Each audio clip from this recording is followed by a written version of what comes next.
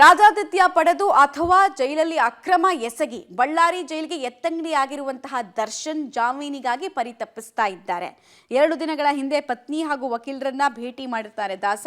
ಕುಟುಂಬ ಹಾಗೂ ವಕೀಲರ ಜೊತೆಗೆ ಪ್ರತ್ಯೇಕ ಮಾತುಕತೆಯನ್ನು ಕೂಡ ಈತ ನಡೆಸಿದ್ದಾನೆ. ವಕೀಲರು ಹಾಗೂ ಕುಟುಂಬದ ಜೊತೆಗೆ ದರ್ಶನ್ ಹಾಗಾದ್ರೆ ಮಾತಾಡಿದೇನು? ಪಬ್ಲಿಕ್ ಟಿವಿಗೆ ಜೈಲಿನ ಉನ್ನತ ಮೂಲಗಳಿಂದ ಮಾಹಿತಿ ಸಿಕ್ಕಿದೆ. ಡೀಟೇಲ್ಸ್ ನೋಡ್ತಾ ಇದೀವಿ.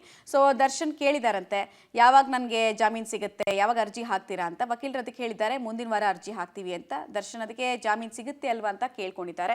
ಟ್ರೈ ಮಾಡೋಣ, ಸಿಗುತ್ತೆ ಅಂತ ಕೂಡ ವಕೀಲರು ಉತ್ತರವನ್ನು ಕೊಟ್ಟಿದ್ದಾರಂತೆ. ಈ ಕಡೆಗೆ ದರ್ಶನ್ ಚಾರ್ಜ್ ಶೀಟ್ ಸಿಕ್ಕಿದ್ರು ತಡವಾಗ್ತಾ ಇದೆಯಲ್ಲ ಯಾಕೆ ಅಂತ ಕೇಳಿದಾಗ, ಸರ್ಟಿಫೈಡ್ ಕಾಪಿ ಸಿಕ್ಕಿಲ್ಲ, ಜೊತೆಗೆ ಟೆಕ್ನಿಕಲ್ ಎವಿಡೆನ್ಸ್ಗಾಗಿ ವೇಟ್ ಮಾಡ್ತಾ ಇದೀವಿ ಅಂತ ವಕೀಲರು ಹೇಳಿದ್ದಾರೆ. ಇದೆಲ್ಲ ಯಾವಾಗ ಸಿಗುತ್ತೆ ಅಂತ ಕೇಳಿದ್ದಾರೆ. ಆಗ ವಕೀಲರು ಹೇಳಿದ್ದಾರೆ ಮುಂದಿನ ವಾರದಲ್ಲಿ ಸಿಗುತ್ತೆ ಅಂತ. ದರ್ಶನ್ ಆ ಸಂದರ್ಭದಲ್ಲಿ ಹೇಗಾದರೂ ಮಾಡಿ ಜಾಮೀನು ಕೊಡಿಸ್ಬಿಡಿ ಅಂತ ಕೇಳಿದಾರಂತೆ. ಸೊ ಇದಾದ ನಂತರ ವಕೀಲರ ಜೊತೆಗೆ ಇದು ದರ್ಶನ್ ಅವರ ಮಾತು, ಜೈಲಿನ ಮೂಲಗಳಿಂದ ಸಿಗ್ತಾ ಇರುವಂತಹ ಮಾಹಿತಿ ಪ್ರಕಾರ. ಇನ್ನೊಂದು ಕಡೆಗೆ ವಿಜಯಲಕ್ಷ್ಮಿ ಅವರ ಜೊತೆಗೂ ಕೂಡ ದರ್ಶನ್ ಭೇಟಿ ಮಾಡಿದ್ದಾರೆ ಅಂತ ಹೇಳಲಾಗ್ತಾ ಇದೆ. ಸೊ ಆ ಸಂದರ್ಭದಲ್ಲಿ ಏನೇನು ಮಾತಾಡಿದ್ರು ಅದಕ್ಕೆ ಸಂಬಂಧಪಟ್ಟಂತಹ ಡೀಟೇಲ್ಸ್ ಕೂಡ ಈಗ ಬರುತ್ತೆ ನಿಮ್ಮ ಮುಂದೆ. ದರ್ಶನ್ ಕೇಳಿದ್ದಾರೆ, ವಿಜಯಲಕ್ಷ್ಮಿ ಅವರು ದರ್ಶನ್ರನ್ನ ನೋಡ್ತಾ ಇದ್ದ ಹಾಗೆ ಒಂದಷ್ಟು ವಿಚಾರಗಳನ್ನ ಹೇಳಿರೋದು ಕೂಡ ಗೊತ್ತಾಗ್ತಾ ಇದೆ. ವಿಜಯಲಕ್ಷ್ಮಿ ಅವರು ಹೇಗಿದ್ದೀರಾ ಅಂತ ದರ್ಶನ್ರನ್ನ ಕೇಳಿದ್ರಂತೆ. ಈ ಸಂದರ್ಭದಲ್ಲಿ ನೋಡ್ತಾ ಇದೆಯಲ್ಲ ಅನ್ನುವಂತಹ ಸ್ಟೇಟ್ಮೆಂಟ್ ಅನ್ನ ದರ್ಶನ್ ಕೊಟ್ರಂತೆ.